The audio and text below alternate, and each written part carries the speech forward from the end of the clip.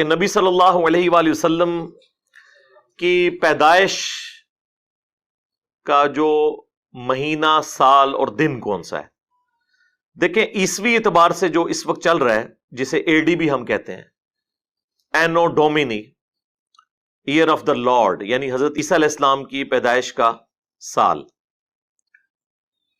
عوام میں تو مشہور ہے کہ یہ after death of Jesus Christ ہے۔ یہ بالکل غلط ہے، ایسا نہیں ہے۔ اس کا مطلب ہے، لیٹن زبان کا یہ ورڈ ہے، ایئر آف دا لارڈ، آقا کی پیدائش کا سال۔ اب چونکہ زیادہ تر ایتھیزم کا زور ہے، بلکہ ایتھیزم بھی نہیں کہنا چاہیے، سیکولرزم، جس میں مذہب کی کوئی اتنی امپورٹنس نہیں ہے، تو اس کے ایکویلنٹ انہوں نے ایک ورڈ اب ڈیوائز کیا ہے، سی ای، کامن ایرا،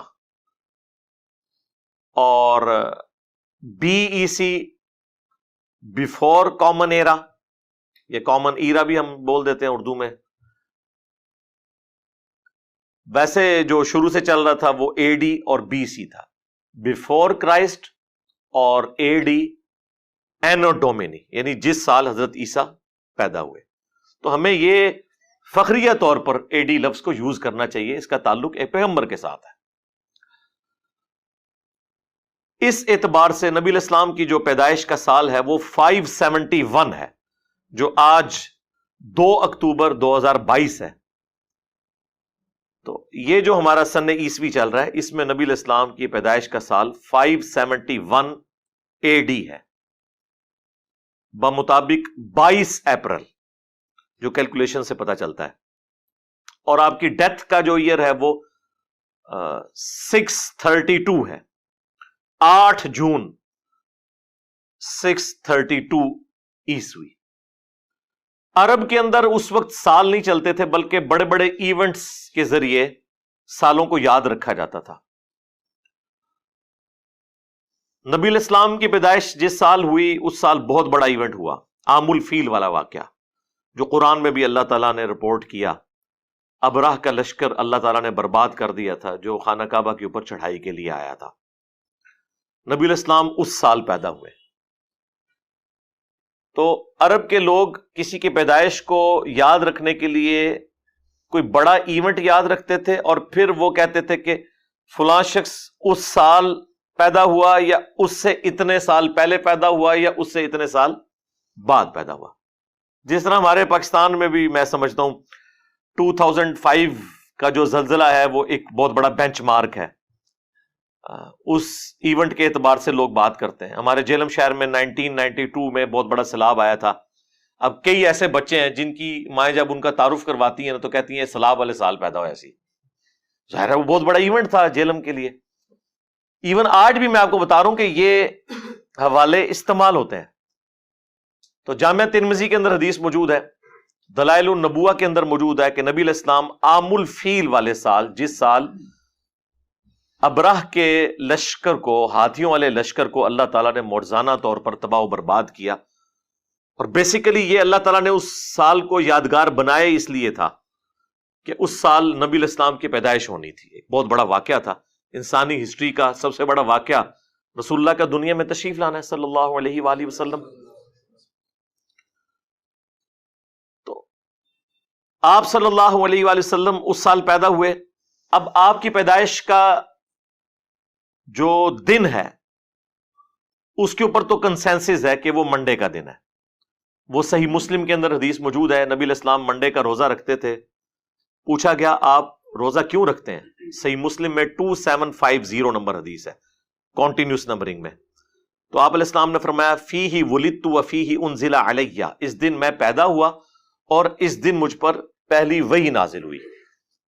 تو نبی علیہ السلام اپنی پیدائش کی خوشی اور قرآن کے نزول کی خوشی اکٹھی مناتے تھے، ہر سال نہیں، ہر مہینے نہیں، ہر ویک میں منڈے والے دن پیر کا روزہ رکھ کر۔ اچھا، اب تاریخ کیا تھی اس کے حوالے سے ہمارے پاس جو سب سے یعنی قریبی کوئی اگر مواد ملتا ہے تو وہ دلائل النبوہ امام بیہقی کی کتاب میں محمد بن اسحاق تابعی کا قول ہے، جو انس ابن مالک کے شاگرد ہیں، 150 ہجری میں فوت ہوئے، وہ کہتے ہیں کہ نبی علیہ السلام عام الفیل والے سال 12 ربیع الاول کو منڈے کے دن پیدا ہوئے، اور آلموسٹ یہی الفاظ شیعہ کے ہاں اصول الکافی، جس طرح ہمارے ہاں صحیح بخاری ہے، ان کی جو حدیث کی ٹاپ آف لسٹ کتاب ہے اصول الکافی، اس میں جو 110 نمبر چیپٹر ہے وہ نبی علیہ السلام کی پیدائش سے متعلق ہے، اس میں بھی موجود ہے کہ نبی علیہ السلام 12 ربیع الاول کو پیدا ہوئے۔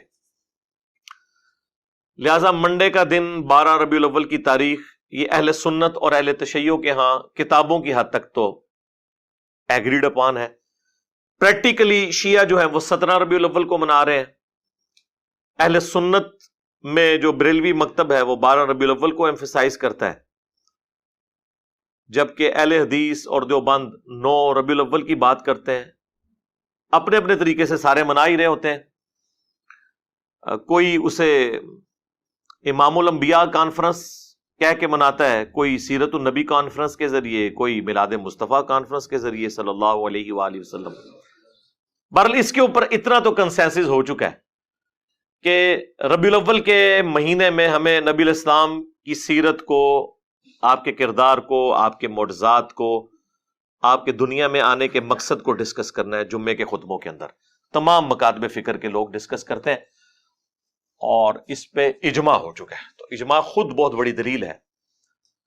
المستدرک للحاکم میں یہ حدیث موجود ہے، المعجم الکبیر طبرانی میں بھی، کہ نبی علیہ السلام نے فرمایا کہ اللہ تعالیٰ میری امت کو کبھی بھی گمراہی پر جمع نہیں ہونے دے گا، جماعت پہ اللہ کا ہاتھ ہے۔ جماعت سے مراد یہ پارٹیاں نہیں، یعنی پوری امت جس چیز کو صحیح سمجھ رہی ہوگی وہ درست ہوگی۔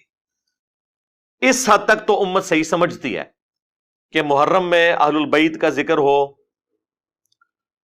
رمضان میں رمضان کا ذکر ہو، روزوں کا ذکر ہو، اس کے مسائل بیان ہو، ربیع الاول کے موقع پر نبی علیہ السلام کی شخصیت کو ڈسکس کیا جائے۔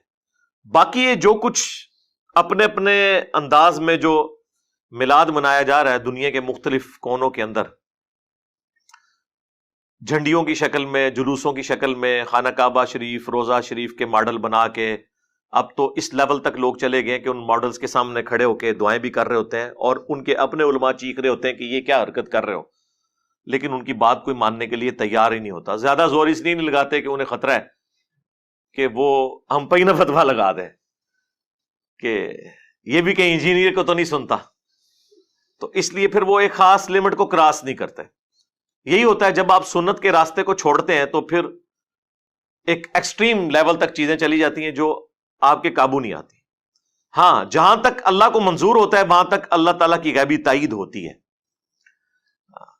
تو غیبی تائید اس لیول تک تو ہے کہ ہم ربیع الاول میں ڈسکس کریں، کیوں نہ کریں، یعنی اس سے بڑا کوئی موقع نہیں ہے کہ نبی علیہ السلام کے پیدائش کے مقصد کو، آپ کی سیرت کو، آپ کے معجزات کو، آپ کی صورت کو، ان ساری چیزوں کو ڈسکس کیا جائے۔ اس میں کوئی دوسری رائے نہیں ہے۔ یہ تو بہت بڑی بدبختی ہے کہ کوئی اس مہینے کے اندر ان چیزوں کا ذکر ہی نہ کرے، اور ہر اوٹ پٹانگ ٹاپکس جو ہیں وہ اپنے جمعے کے خطبوں کا حصہ بنا لیں، پولیٹیکل ٹاپکس بھی، اپنے فرقوں کے فضول قسم کے ٹاپکس، ان کو تو ڈسکس کریں، اور نبی علیہ السلام کے دنیا میں آنے کے مقصد کو، آپ کے میلاد کو، آپ کی سیرت کو، آپ کی صورت اور معجزات کو ڈسکس نہ کریں، تو یہ تو بدبختی کسی کی ہو سکتی ہے۔ اور اس لیول پہ چیزیں شروع سے چلتی آ رہی ہیں۔ ہمیں اختلاف ان چیزوں کے اوپر ہے جو یہ بعد میں چیزیں مطلب اس لیول پہ ایڈ ہوئی ہیں کہ آج وہ قابو نہیں آ رہی کسی کی، اس کے اوپر ہم بات کرتے ہیں وقتاً فوقتاً، اور احسن طریقے سے اپنا پوائنٹ آف ویو لوگوں کے سامنے رکھتے ہیں۔